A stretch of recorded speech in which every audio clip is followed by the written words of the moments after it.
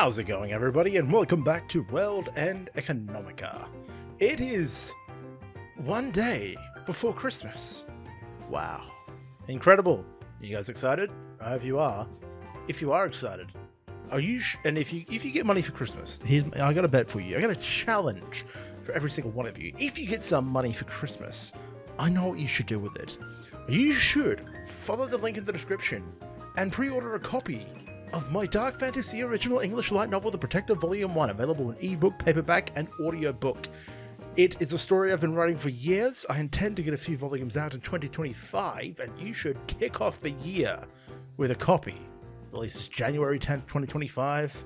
Buy yourself a copy, pre-order it, and yeah, let me know how Christmas goes for you. Come back tomorrow. There should be a video I put up for Christmas. I have yet to decide what that is, but you should do it anyway. Hope you guys enjoy it. But for now, let's get back into World End Economica.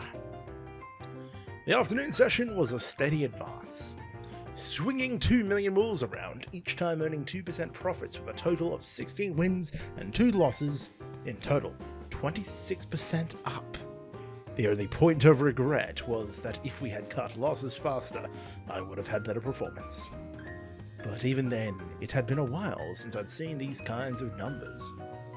Up 520,000 wolves, adding to the 120,000 yesterday, that was 640,000. With that, earning 10% on 2 million would have yielded 200,000, but with 2.7 million, 10% would be 270,000, meaning I could earn an extra 70,000 wolves. Just like that, through the power of compounding interest, money grows. I wished it could go like this in the real world, but I knew it was probably impossible. In the imaginary world, a few tens of thousands of participants were each given an imaginary 10 million wolves and were forced to trade with all their might in 40 days. What I learned while trading was that everyone was trading hurriedly. Because of that, the stock movements grew big, and ultimately, if you could just ride the wave well, you'd make a ton. In the real world, everyone was a lot more cautious, so it wouldn't be like this often. When I gazed at the computer screen with an impossibly smug look, Hagana returned to the living room, apparently having gone back to her room to think. Time to head out. What? We talked about it this morning. Oh, meeting someone. I yawned and rolled my head to the sides, making popping noises. Hagana saw that and looked surprised. Where's Lisa? She went out. Sometimes the neighbors ask for her. Oh, what does she do? Sermons. Huh? Lisa's a Christian. There's a number of people in this town like that. Really now? I had thought that all the people who came from Earth to the Moon were scientific and realistic types. People who wanted to gather so much money they wouldn't fear God, or those who came from the hell of knowing that there was no God. And you can't wait until she comes back? Why, she told me the person's name and location. Oh, I see. Then have a nice trip. As I copied Lisa's way of speaking, I returned to the computer screen. Thud. Right after I did that, Hagana's hand struck the table. Why am I the only one going? Me too? Of course. Are you stupid? She finally said it. It was a pain to get worked up, so with a sigh of resignation, I got up and gave a big stretch. Also, Lisa said that Hal was familiar with the area. You can't even go on an errand alone? Did you say something? Nothing. Hagana had been speaking while looking at a map on her terminal, but now she glared at me. Whether she heard me or not, she had a mean look in her eye, so I was scared. So where is it? I'm not all that familiar with the area either. The 5th out of section, 7th block, number 6, building 3, 4th floor. I have no idea if you just recited the address. Business name, Big Bull Cafe. What? When I looked at Hagana, she looked up from the terminal and spoke. Emmanuel Serrault. Serrault? I had heard the name of the place before. It was the shopkeeper who was in the perfect example of a lunar outcast. That guy? Is he going to introduce us to someone else? I don't know. I was told to meet with him. You know the place? I know it. I see. Hagana nodded and put the terminal in her bag. I also began to put away my laptop, but a number of question marks floated in my head. Is a guy like that really going to be of use? Hagana and I left the church together. As always, it was a dirty building. Still, this area was a lot better than the one where Lisa had her church, so Hagana had nothing to fear. There were a lot more beat-up and dreary buildings near Lisa's. Hagana and I walked into the concrete building covered with cracks and went up the stairs. The walls were covered with an array of sheets of paper. They were all about part-time job and loan offers. Lisa had apparently made arrangements beforehand, and Serrault wasn't a stranger, so there was no reason to be nervous.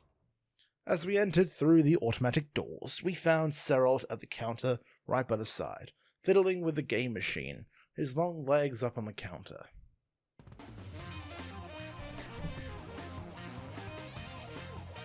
Wow. Him again. What a coincidence.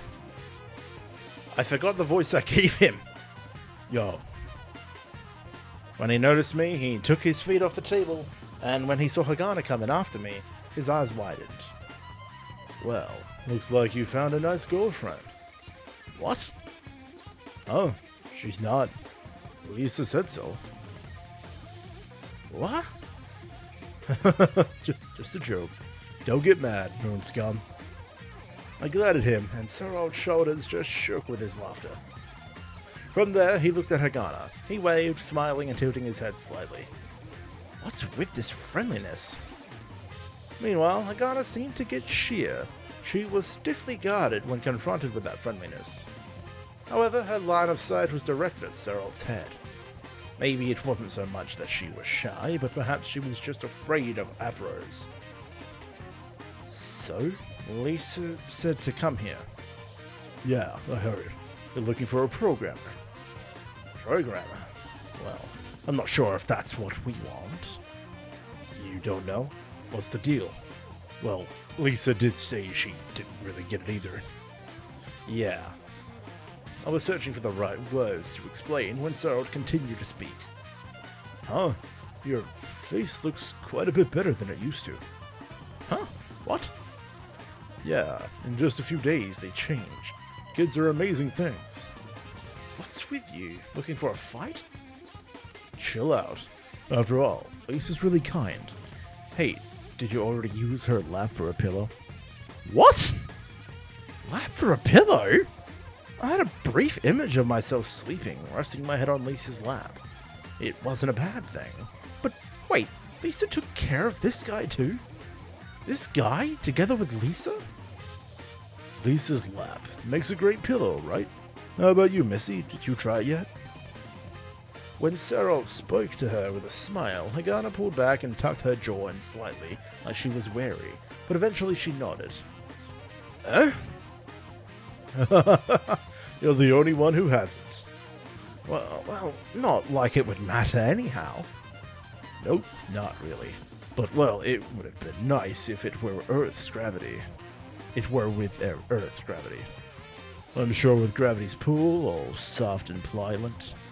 Hey, calm down, Earth Dog. When I threatened him, Serrault's shoulders shook with laughter. Calm down. You'll get your turn eventually. I'm not talking about that. All right, don't shout. You want a program. If it's not something messy, well, I'll give you a good price. What's that? What? You wanted a program, right? I was getting fed up with this and shot back. What? You're going to do it?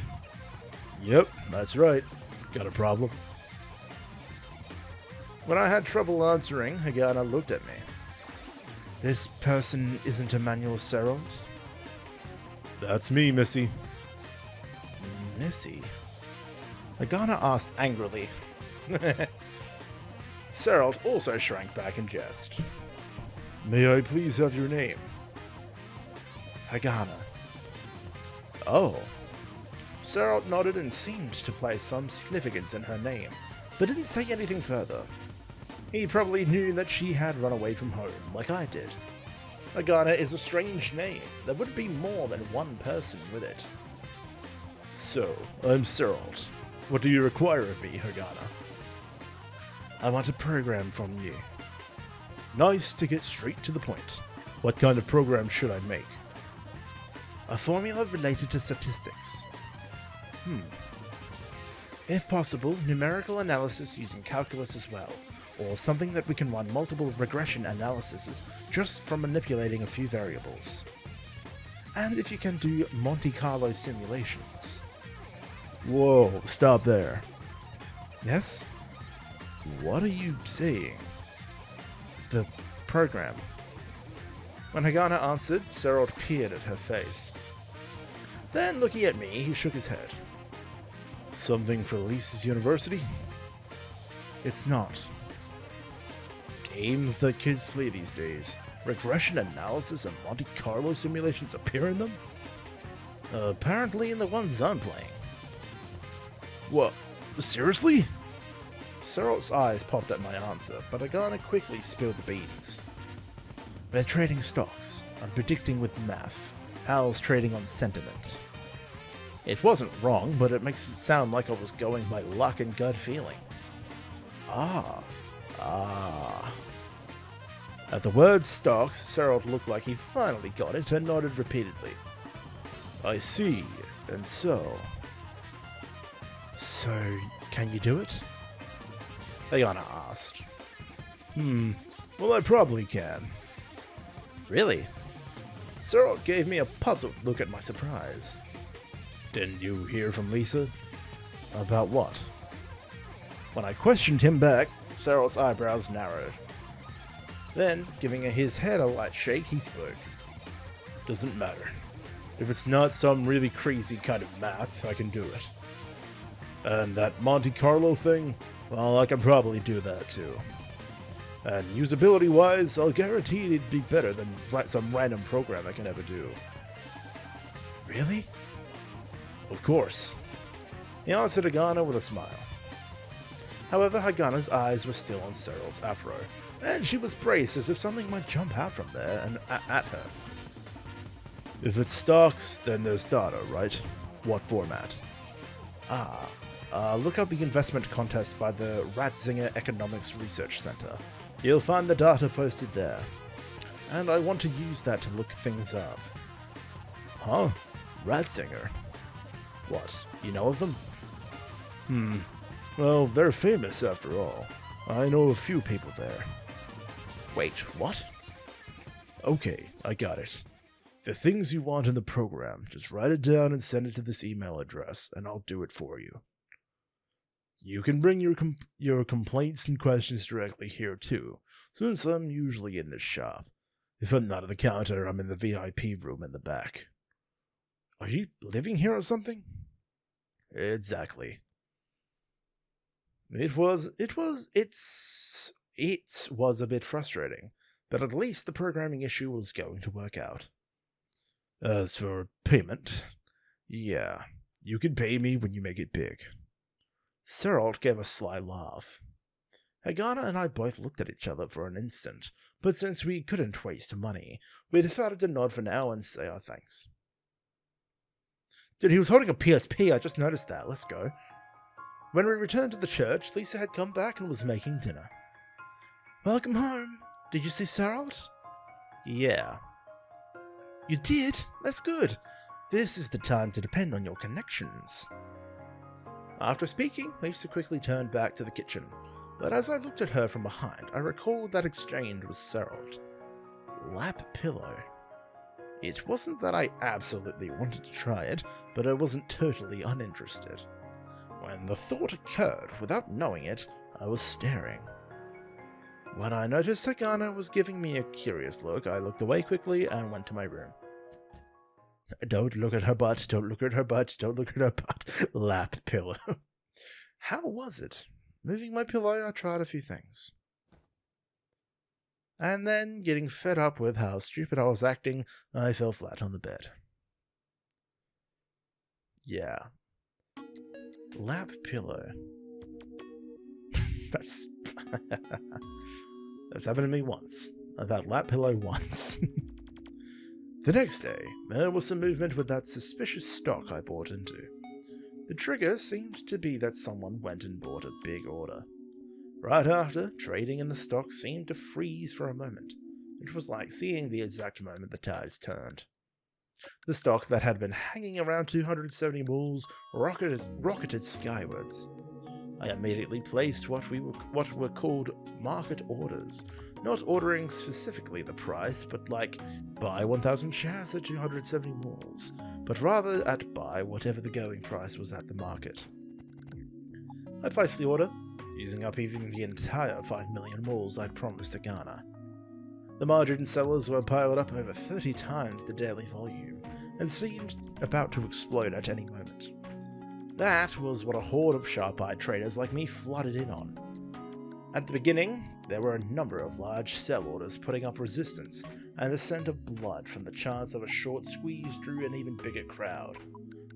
There was a rush of orders, and a lag between the situation of the stock on the screen and the real situation started showing up. For a moment, the movements would stop, and then the price would suddenly jump 4 to 5 moles. They weren't able to keep up server-side.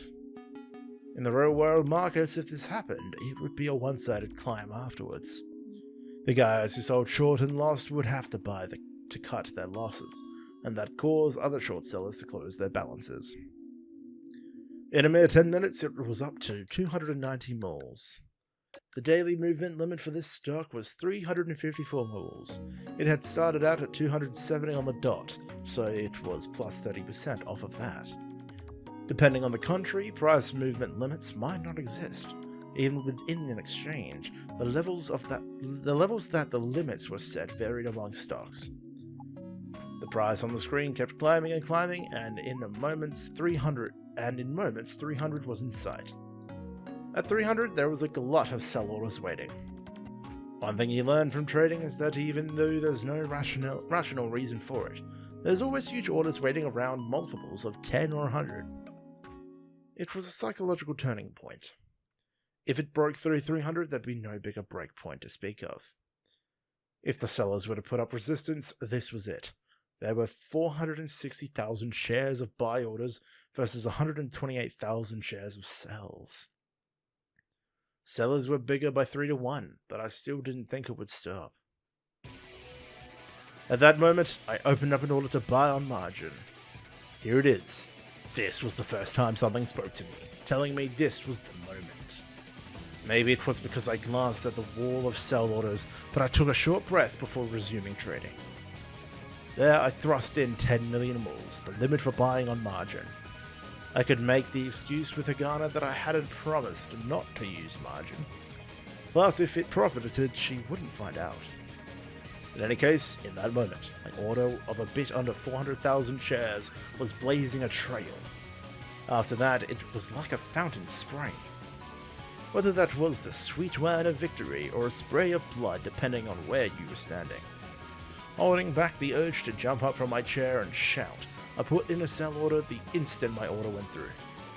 The set price was 349 moles, 5 under the price limit of 354 moles. I didn't put it at 354 moles because if it went there, and there weren't enough buyers, the trade wouldn't close before the market did. In that case, there would be a chance that the demons in the last 10 minutes might kill me. I didn't put it at 350 moles because it was a round number. Right now, the stock was hitting new highs, so except for people who were caught with short sales, everyone else was taking their profits. If everyone was aiming to take their profits, then 350 moles, that nice round psychological point, would be the place where everyone would want to sell.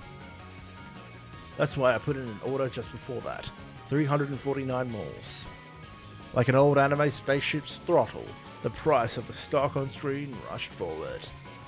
There's no feeling like watching your position get larger with every breath. That feeling of omnipotence at having made the right decision. That feeling of superiority at having beat out other people. And then, 27 minutes before the end of the morning session, the deal closed at 349 mil. Profit, a bit over 3.6 million mils. That feeling of your head tingling and your hair standing on end. This was it. That feeling I had long forgotten.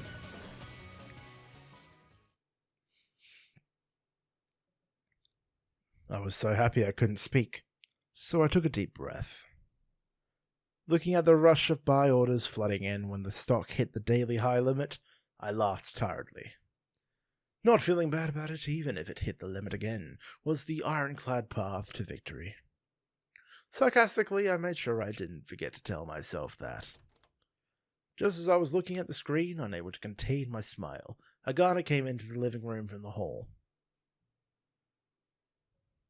She had a suspicious look that said, "There's a wacko here," but I didn't care. If she had come a bit closer, I might have run over and hugged her. I might get to the point where we'd definitely win before you start to catch up with your math, I said to Hagana as she went to the bathroom. As she put her hand on the doorknob, she turned around slightly. "But you'll give Lisa 50,000 remols from the prize money, right?" "Yeah." "Then that works too." Hagana said that and headed to the bathroom. I thought she'd be a bit more competitive and annoyed at my success, but she didn't seem that way at all. I was a bit disappointed and returned my eyes to the screen. "Oh, did it go that well?" Lisa peered in from the hallway leading to the church. She had a triangle of cloth in her hand and a mask on, apparently for cleaning. I turned around and Lisa took her mask off to reveal a knowing smile. "Shut up." "Things went well and you want praise. How honest of you." Lisa was really sharp-eyed. I held my head in front of the computer. "Anyway, I wonder if I should cut things off here." "What were you doing all morning?" "Big house cleaning." "It's that time of year?" "Nope, but this is all the part I can do after all." "What?" When I asked her out of confusion, Lisa took the cloth from her head and took off her gloves. She then threw them behind her and came into the living room in relief. "I can't be of any direct help to either you or Hagana. In that case, I can be of use keeping this place clean. Just being in a clean place can give power." "I don't really get it, but..." I said as I turned back to the screen. "It's better than it being dirty." "Right? And, well, besides that, having delicious food and clean clothes. Oh, and Hal, you're always popping your neck and shoulders. Should I give you a massage?" Lisa wiggled her long, thin fingers as she spoke. For some reason, she was hunched over like a witch trying to scare children. What was she up to? "I don't need that." "Oh, getting a massage from a young woman like me isn't something that happens every day, you know." "You shouldn't be the one saying that." "Oh." Lisa laughed theatrically and went to the sink. As I watched her back, I thought in my heart, if it were a lap pillow, and then I sighed.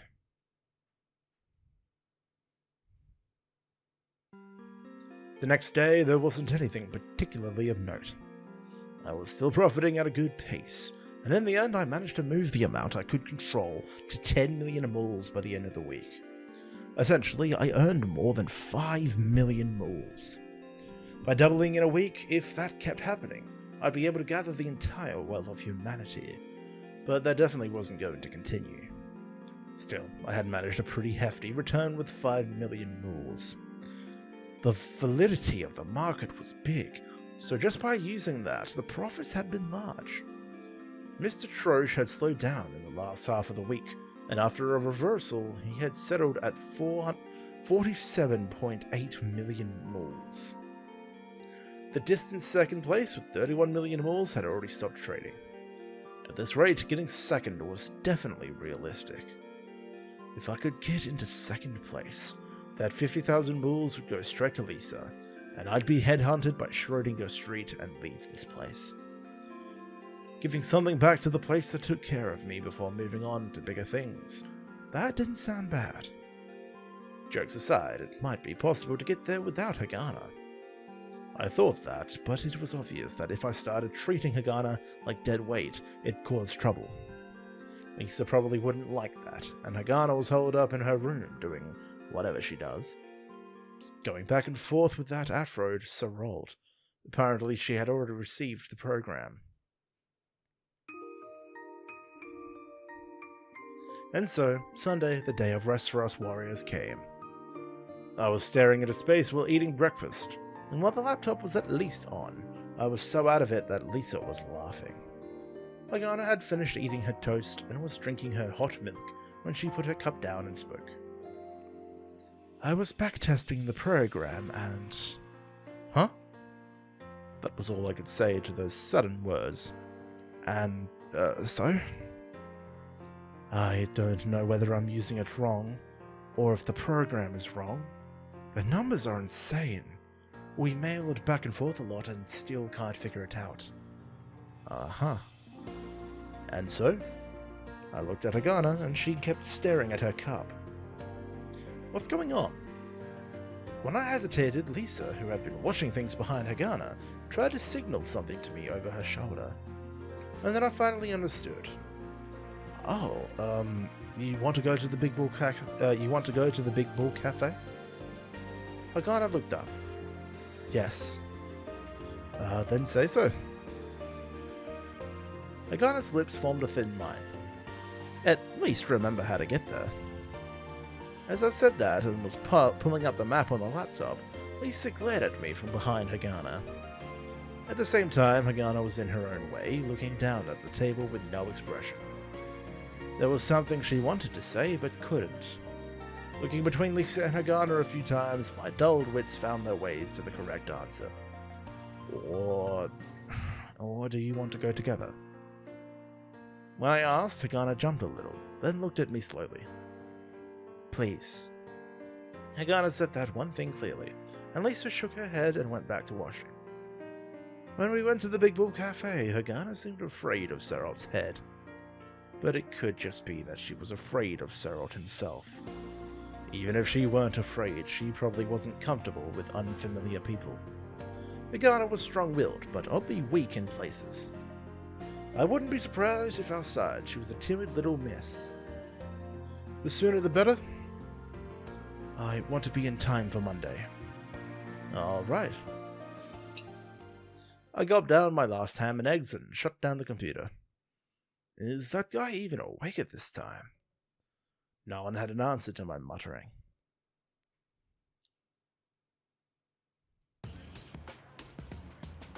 Sunday mornings have a special air about them. On weekdays, the atmosphere of the city was very active, possibly due to many people working. However, on days off, everything was somehow more relaxed and calm. Well, that's typical. There were also fewer people in the streets, so the air felt refreshing. Pardon me. As always, along the way I would look at things on the street and wonder what companies they came from. Because of that, once in a while I'd wind up being some distance from Hagana, but this time she didn't complain or glare at me. When I slowed down, she'd stop and look around aimlessly as she waited for me, then we'd walk off again. While doing this constantly, we came to the Big Bull Cafe. When we entered, we found a large man who totally suited the name of the place, leaning on the counter, reading an e-magazine board. He glanced our way sharply. Welcome. Hagana completely froze and stood dead center of the automatic door. Ah, is Seralt around? Boss, he's in the far back, room 2. Thanks.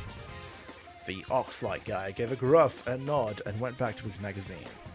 I turned around to the still frozen Hagana and motioned to her to move to the back. However, she didn't even move when I started walking off, so I took Hagana's hand and pulled her along. The ox was glancing between us at his magazine, but in the end I got the feeling he was smiling. "You're not scared?" As I walked through the narrow maze of halls, Hagana spoke. "Huh?" "He seemed like a bad person." "Bad? Well, he wasn't a banker." Hagana seemed to have trouble coming up with a response to that, but her expression was serious. "Just train up your body, then most people won't seem that scary." "How? You've trained?" "You didn't see me trash that Toyama guy? Most adults around here I can easily beat." "I see." Then Hagana nodded. I thought about saying something, but decided not to. I had a feeling that being afraid of big men wasn't just due to a simple difference in strength, but some other reason. Even if she had to come here of all places, she would have come by herself if she were able to. And so I guess number 2 is here. At the far end of the place, there were 2 rooms. The number 1 and number 2 rooms cost 3 times as much as the other booths. "You awake?" I knocked on the door. The place was quiet, so I couldn't shout. Despite knocking a few times, there was no answer, so I opened the door gently. There was some kind of movie playing silently on the computer screen. Did he have headphones on and couldn't hear? Immediately I shut the door. "What happened?" Hagana asked, looking at me. I replied somewhat hurriedly. Can you go over there for a bit?" "Why?" "Just do it." Hagana didn't look very happy, but she eventually went. Reluctantly, she went back down the hall about 3 steps. I motioned for her to go back a bit more. Hagana's brows furrowed, but she did go back another 2 steps. I nodded, opened the door, and went in.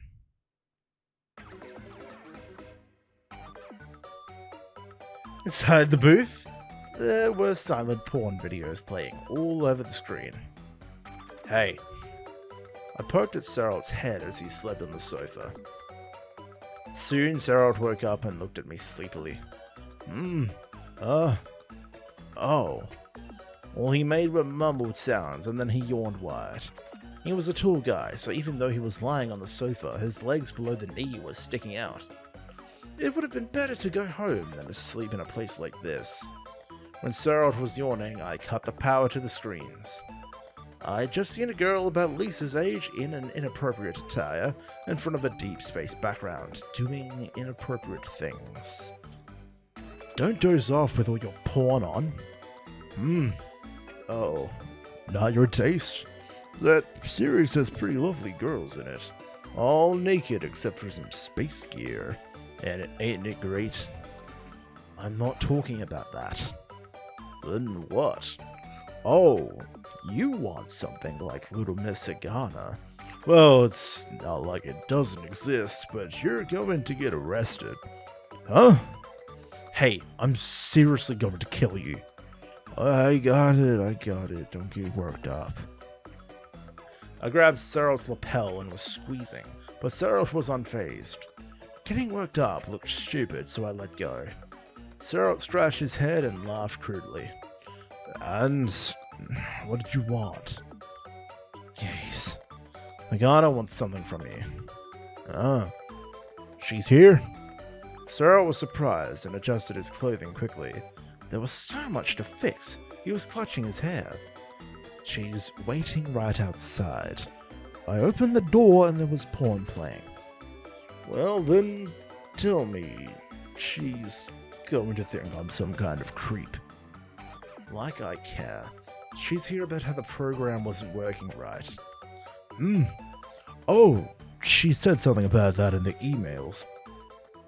I'm going to call her in. Yeah, I'm good. Facing a small mirror on the wall, he was turning his face to the left and right and messing with the big mass on his head. When I poked my head out from the room, a bored Hagana looked my way. She clearly seemed relieved, but her eyes were also a bit stern, and she seemed kind of sullen about being left out. It's okay? Yeah, the gentleman's done with the preparations. I see. When I pulled back into the booth, Hagana stepped in somewhat hesitantly. It wasn't like she had never seen anything like it before, but it was so different from Lisa's church it probably made her uneasy. Hey, Miss Hagana. Hagana just nodded at Cyril's greeting. Cyril spun in the chair in front of the computer around and smiled, inviting her to sit down. Hagana hesitantly set herself down on it. I heard you had issues with the program? Yes, if I'm setting the time period for the statistics calculations, an error comes up. For example, as if a switch had flipped in her, Hagana took out her terminal and started explaining. I listened, but had no idea what was going on. It sounded like magic spells to me. There didn't seem to be any need for me, and it was crammed with 3 people, so I put my hand on the door and made to leave. Hagana stopped her explanation that instant. Huh? When I turned around, our eyes met. She had on this defenseless face that said, "You're going to leave?" My heart jumped, and I froze. But I didn't want Cyril to notice, so I quietly slumped on my shoulders, took my hand off the door reluctantly, and leaned lightly on the desk. Hagana watched worriedly, then resumed her explanation. It all happened in the space of a second. Cyril was frowning at Hagana's questions, so it didn't seem like he noticed. Hagana started conversing with Cyril again, and the jazz music picks up once more. While I watched them, I struggled to calm the beating of my heart. True, this cramped, messy place would be scary to be left alone in, even for a girl like Hagana. But what surprised me was Hagana's defenseless face. I was struck by this strong protective urge, like I was strongly moved to defend her. I had never been relied on by someone this much. While leaning against the table, I thought it didn't feel bad. I see. Then it's gotta be... Cyril was muttering as Hagana spoke. Huh? You look bored. Cyril spoke suddenly while Hagana was speaking. If you want, you can play games there, and you can connect to the net here. You can use it to kill some time, since this will take a while. It will? Yeah. Since he offered, I went around the table and looked at the stuff scattered there. At the same time, Cyril turned back to Hagana and spoke seriously. Wow, Hagana, you really stimulate my intellectual curiosity. I may look like this, but I like tough problems. Makes it worth doing. I snickered just listening to that from the side. Really? Yeah, I was an engineering student, you know. I didn't think that I'd be able to talk math with a girl like you. I see. It was obviously flattery, but while Hagana was slightly hesitant and looked downward, she didn't look unhappy about it. No doubt it was fun to have someone to talk with on her favorite subject. Lisa's head hurt just from stocks, so she couldn't do it, and her students were just students and not in the right position for that kind of chatter. So that would mean that Cyril was quite intelligent in his own right. But was that true? The only people who come to this shop are dirty rats like this guy. I'd love it if you came more. Hey, what's with dirty? Well, it's the truth. Bunch of complaints came in that there is a smell. Yes, Hal smelled. Ugh. Haha, see? Cyril laughed and Hagana agreed. Damn, but if that's the truth, then there's no helping it. I gave up on retorting and fled to games.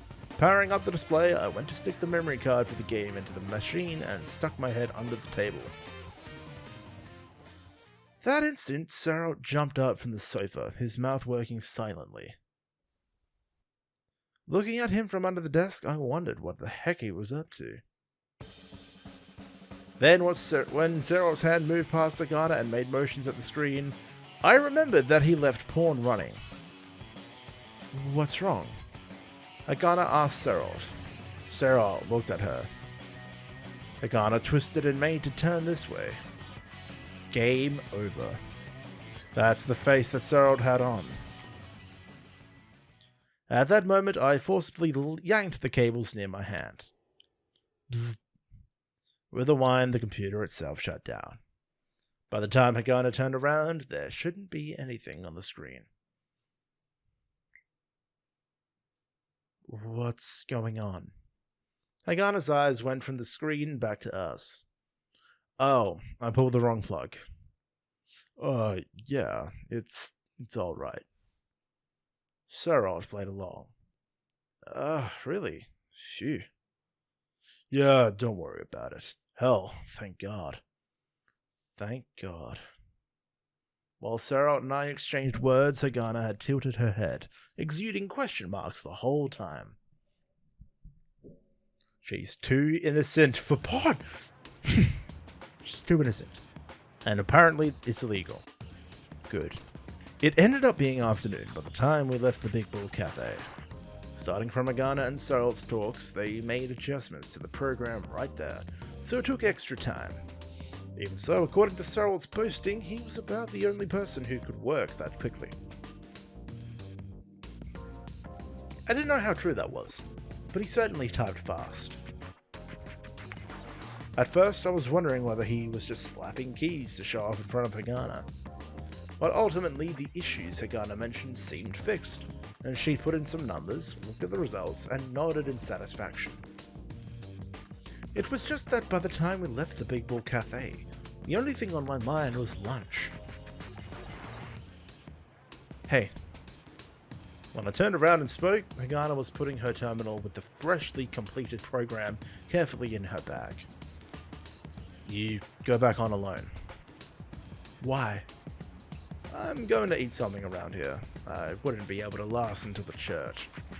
While they were programming, Sarah had graciously offered to get some pizza, but Hagana turned him down. Apparently, Lisa would have some food prepared at the church when we got back. However, if I kept pace with Hagana from here, it'd take 30 minutes. I couldn't say that I wouldn't starve along the way. You do know the way back, right? I asked as we went down the narrow stairs. At the landing between stairs, Hagana stopped and stood there. What? When I stopped and asked, Hagana lifted her head and spoke. I'll do the same. After a moment's surprise, I spoke. There's food at the church, though, and I plan on eating that too, you know. Hagana never ate all that much. Hagana's eyes looked surprised at my words, but soon her expression tightened, and she spoke with a glare. There's no food at the church. What? Now I'm the one with questions.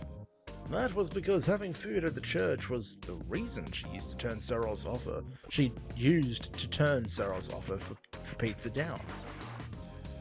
Lisa wasn't going to make something before she went off for her part-time job? She didn't.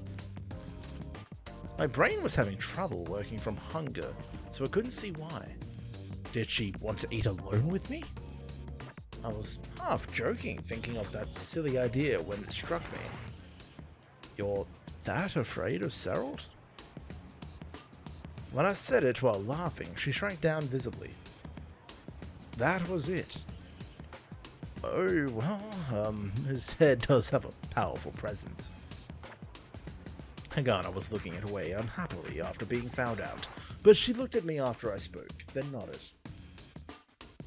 I don't like men, she whispered. You know I'm a man too, right? When I asked, she looked down at the stairs at me and spoke clearly. Aren't you a kid? I see. My face froze a bit at that, but when Hagana finished speaking, she regained her composure and quietly went down the stairs like she normally did. And when she came right in front of me, she spoke. So, where are we eating? Take me there now. I slumped my shoulders and was about to start walking. Being treated like a kid by a girl shorter than myself and getting pissed at it, I guess I was still a kid. While mulling over that, I suddenly had an idea.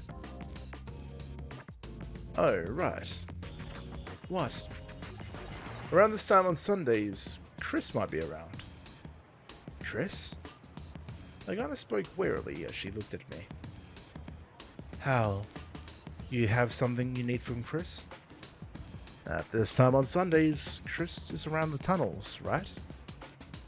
Well, that's true. Well then, why don't we get some rolls of bread and eat it there? The view's good after all. I like it there. Hagana kept looking at me warily. It must have been like a mother cat protecting a kitten. Chris was certainly a bit clueless, so I could understand why. I see. After silently considering what my words meant, Hagana nodded. Then that's fine. Great, then let's get supplies. Do you have money? When I asked, Hagana tightened her brows unhappily and looked at me. I've got some from Lisa. Don't get so angry. I'm not angry. Well, it's fine. If there isn't enough, I'll pay. Hagana was about to reply immediately with something, but I kept talking. Last time you were haggling for me, right? That was apparently her trying to thank me, and repaying thanks with gratitude was a bit strange, but considering what I heard in front of the clothing shop, I thought this was about the best way. Hagana's face said that she wanted to say something, but apparently she couldn't find the words. I need to grab my back support. I'm sorry. Yeah, sorry, I was in a flood of panic just before with all that crap with my screen. But at least we're back, and I have a bigger screen temporarily. That's something at least. Looking away with her poker face on, she nodded. Ah. At my voice, her eyes turned back to me. Don't try to force the price down. Hagana looked sad for an instant, but gradually turned more annoyed. But she didn't kick my leg. Okay. Instead, surprisingly, she agreed with a nod. It's bread after all, we don't need a haggle. Hagana and I went to a nearby bakery and each bought some rolls and drinks. We then went back to the tunnel to the 6 outer section. Obviously, it was wonderful weather again today, and gazing leisurely at the scenery while eating was nice. I had suggested we eat with Chris because it was too embarrassing to eat with just Hagana, but Chris was nowhere to be found. Oh well, eventually she'll come. I couldn't wait to get to the church to eat, and I couldn't really tell Hagana to go home first. Settling my bag on my back, I jumped to the tree like I normally did, kicking it with my foot and landing on top of the tunnel. Oh well, let's eat. I sat down impatiently and prepared to dig into the sandwich wrapped in recycled paper. What stopped me was how Hagana was looking up angrily from the middle of the street. I can't get up. Come to think of it, Hagana had totally gotten used to the lunar gravity, and thus had a weak body. It was annoying, but I couldn't just ignore her. I jumped down from the tunnel, sandwich in hand, and took a big bite. Good things. Hagana came over and held out her bag of food. Your bag too? She hesitated, but reluctantly gave it to me. I took those things in my other hand, and while I was at it, took another bite of my sandwich. Now, sit on my left arm. Huh? Come on. I knelt down and took another bite of the sandwich in my right hand.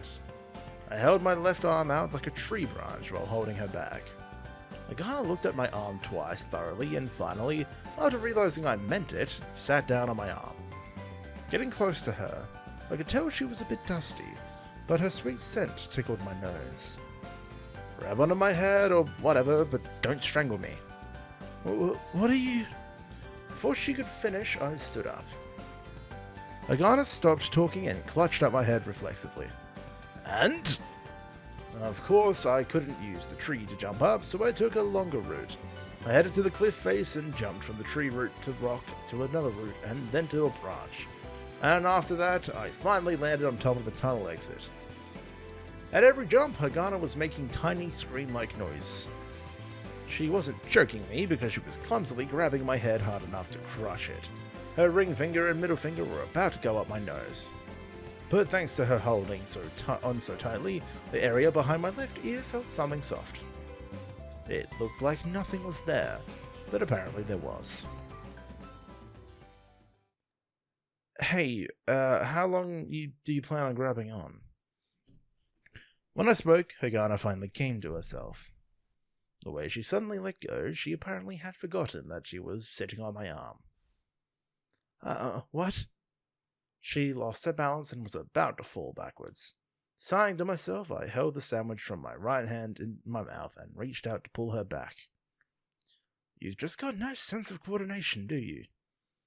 I can't say I do. With her hair still in disarray, Hagana spoke warily. Here, your bread and bag. Taking her things from my hand, Hagana fixed her hair with her hands. And then when she looked up, she was suddenly taken in by the scenery.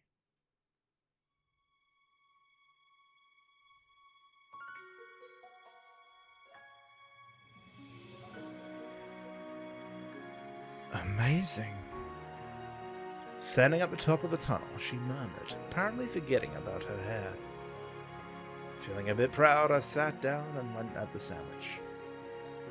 This is the best view that I know. Plus, there's no one around. Do you always eat here?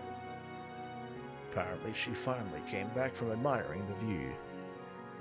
She was looking down at me when she asked. Nope, but once in a while I'd come. You can see Newton City from here after all, and it's great for thinking. Hagana looked once more at the scenery, squinted, and nodded slowly. Chris said that she'd think about problems here often. Too bad you can't get up here. At that, Hagana's lips tightened. And after finally sitting down, she spoke. We should have brought chairs. How tacky. It's more logical. It sounded a bit like she was just being petty, but it also sounded like she was serious. And since it's Hagana, I wouldn't put it past her to bring a ladder here. Just imagining that, I chuckled. But... As I was about to put some vegetables that fell out of my sandwich in my mouth, Hagana spoke. It's a wonderful view. It was like she was praising me, so I was happy, but it was also embarrassing. The third floor of the church isn't bad either. So I said that, and Hagana turned around and answered. The view here is totally different. Well, that was obvious. Plus, it reminds me of another view I know. Huh? When I asked back, she was looking at the view with distant eyes. Her face didn't have the usual sharpness to it. But it also wasn't a peaceful one. Homesickness. When that word occurred to me, Hagana's eyes returned to her sandwich. Anyway, I want to ask you something. What? I couldn't say that I had been taken in by her face, so I came to myself and replied hurriedly. What is it? About the contest. Yeah, what is it? Are you going to ask a question? Even when I asked again, she didn't try to speak, and she kept looking at her sandwich. She even ignored my pressing, so I knew she was thinking about her question. About the prize money. But what she finally said was direct. Yeah? You're really going to split it with Lisa? Asking even though we've already come this far. In the end, she came back to that. I answered while licking some mustard off my fingers. If it's under 50,000 moles, everything. If it's 200,000 moles, then maybe half of what's left after the 50,000, I guess. Really? You don't trust me that much? I wasn't angry, but asked back, and Hagana looked away meekly. and then looked up at me meekly. Even if... Even if my program doesn't work? Hagana's black eyes were looking at me steadily. I couldn't laugh about her being a worrywart.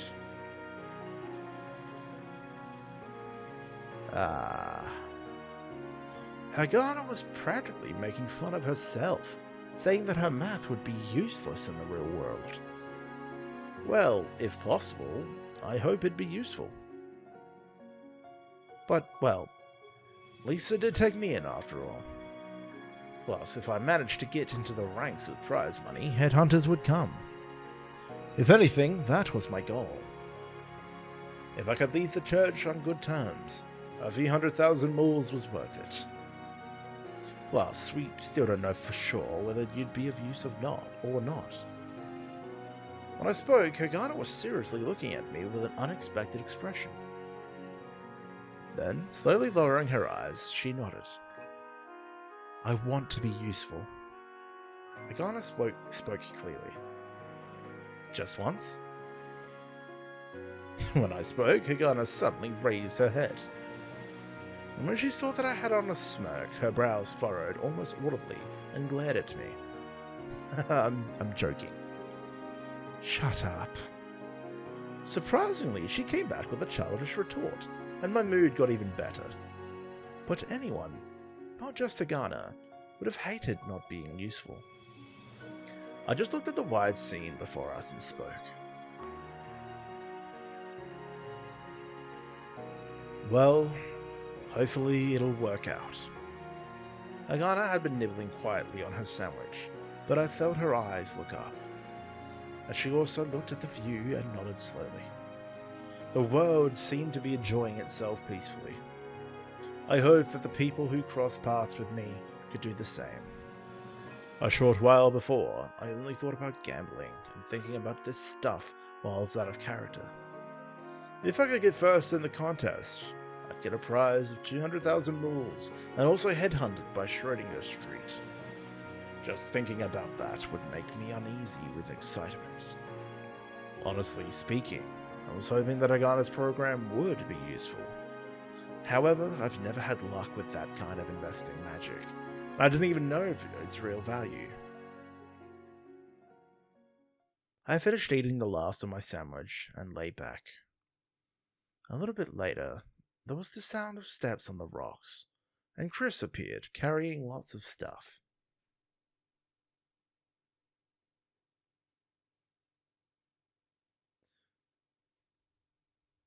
Okay, I think that will be a good place to end it now.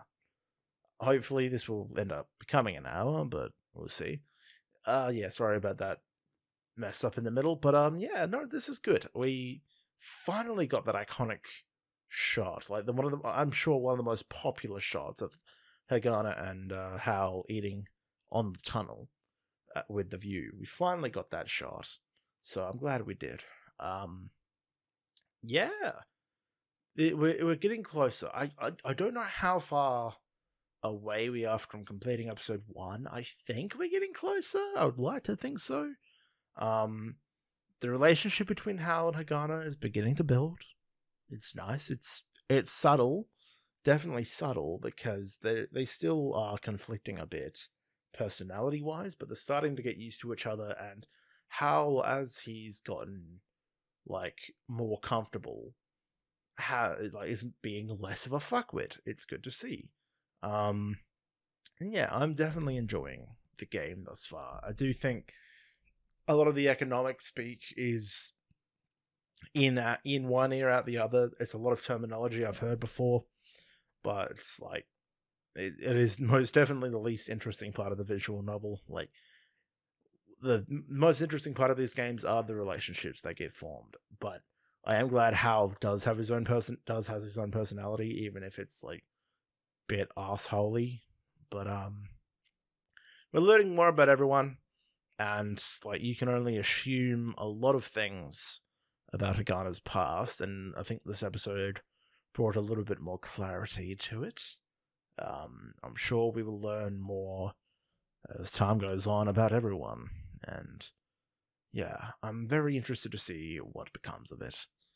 But for now, thank you very much for tuning in, ladies and gentlemen. Make sure to check the link in the description, buy a copy of my book. I will definitely need, or buy the copy of my book because I will need a little bit of cash to replace the second screen that is now busted. That would be immensely helpful. But for now, I will see you all next time. Have a good Christmas.